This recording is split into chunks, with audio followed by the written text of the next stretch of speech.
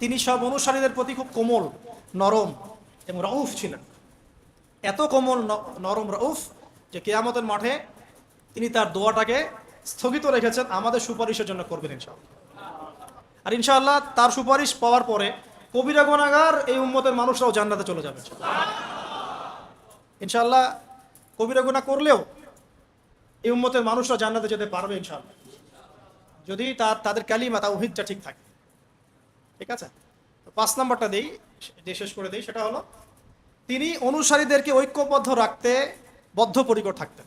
অনুসারীদের মাঝে কোনো রকম বিশৃঙ্খলা, বিভক্তি যেন সৃষ্টি না হয়, এরকম সফল নেতা ছিলেন মুহাম্মদ সাল্লাল্লাহু আলাইহি ওয়াসাল্লাম। কারণ আপনি যখনই বিভক্তির দিকে চলে যাবেন, কোনোভাবেই আর এই জাতিটাকে নিয়ে আপনি বিজয় অর্জন করতে পারবেন। তো খেয়াল করে দেখেন, না এখানে না নবী সাল্লাল্লাহু আলাইহি ওয়াসাল্লামের সময় কোন আনসার মুহাজির বিভক্তি ছিল, দলাদলি ছিল না। একদিন খালি একটু কনফ্লিক্ট হয়ে গেছে মদিনায়, তাই না? আওস এবং খাজরাজ এবং মুহাজিরদের মধ্যে, আমরা আগে পানি নিব না, আমরা আগে নিব, আমরা মুহাজির, আমরা হিজরত করে আসছি, আমরা আনসার, আমরা তোমাদেরকে জায়গা দিয়েছি, একটু কনফ্লিক্ট হয়ে গেল।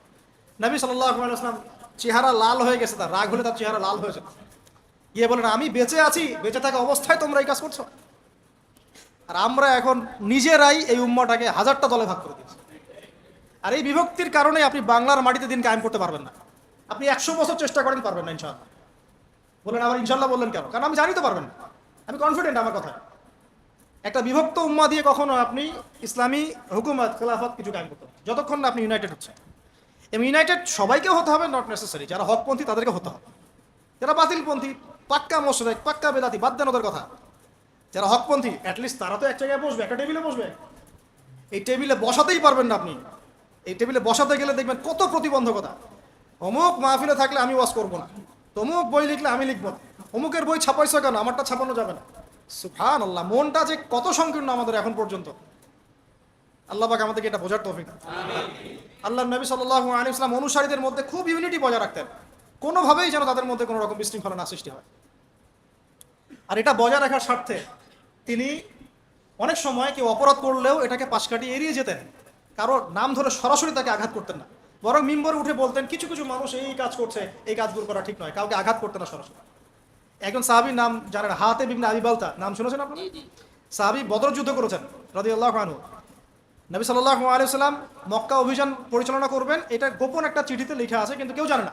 আর আল্লাহ নবী ডিপ্লোমেসি নিয়ে আমি কালকে কথা বলবো ইনশাআল্লাহ। তিনি অনেক বিচক্ষণ একজন মানুষ ছিলেন, অনেক ডিপ্লোম্যাটিক ছিলেন। তিনি কাউকে জানতে দেন নাই, বুঝতে দেন নাই যে মক্কা আমরা আক্রমণ করতে যাচ্ছি। ঠিক আছে, তো একটা চিঠির মধ্যে হাতেব ইবনে আবি বালতা তিনি লিখে দিয়েছেন, মক্কায় তার পরিবার আছে, যে এরকম আক্রমণ হতে পারে, তোমরা একটু সাবধানে, বুঝেন না কথা। তো এখন এই চিঠিটা একটা মেয়েকে দিয়ে পাঠিয়ে দেওয়া হয়েছে। তো জিবরাইল আলাইহিস সালাম এসে তো খবর দিয়ে দিয়েছেন আল্লাহ নবী। সুবহানাল্লাহ, এই যে আপনার একটা অপরাধ কিনা, এটা রাষ্ট্রীয় অপরাধ কিনা, যদি আপনি রাষ্ট্রীয় সেন্সে চিন্তা করেন, একটা অপরাধ না? একটা গোপন তথ্য আপনি আগে নথিপত্র ফাঁস করলেন কেন? যে বলে না, গোপন নথিপত্র ফাঁস হয়ে গেছে।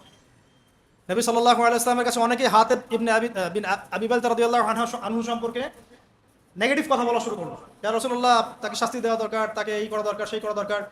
এর মধ্যে উমর রাদিয়াল্লাহু আনহু ছিলেন, এবং তো অগ্রগামী এগুলোতে। নবীজি বললেন, না, সে আমাদের একজন, এবং সে একজন বদরি সাহাবী। আর তুমি কি জানো না, যারা বদরে যুদ্ধ করেছে তাদের সব আগের পিছের গুনাহ মাফ হয়ে গেছে। তো আল্লাহর নবী কিন্তু তাকে ধমক দিতে পারতেন। আমরা হলে কি করতাম? এত বড় একটা অভিযান চালাবো, তুমি এই কথা আগে বলে দিলে কেন? কিচ্ছু বললেন, বরং সমস্যাটাকে সলভ করলেন। আর হাতেব ইবনে আবি বালতা নিজেই বুঝতে পারলেন, ইস্তেগফার করতে লাগলেন। বরং তিনি কি করেছেন, তিনি সারা জীবন দোয়া করেছেন, আল্লাহ, আমি যে সেদিন একটা অপরাধ করে ফেলেছিলাম, আল্লাহ আমাকে শাহাদাতের মৃত্যু দিও, যাতে করে আমার এই ঋণটা শোধ হয়ে যায়। আল্লাহ পাক তাকে সেই মৃত্যুই দিয়েছেন। তিনি অনুসারীদের মাঝে ঐক্য রক্ষা করতেন, কাউকে অপদস্থ করতেন না, গালিমন্দ করতেন না, কারো দোষ সবার সামনে উন্মোচন করতেন না। আমাদের মধ্যে অনুসারী নেতা কারো মধ্যে এই নববী আখলাকটা নাই। আল্লাহ রাব্বুল আলামিন আমাদের সবাইকে এই নববী আখলাকগুলো অর্জন করার তৌফিক দান করুন।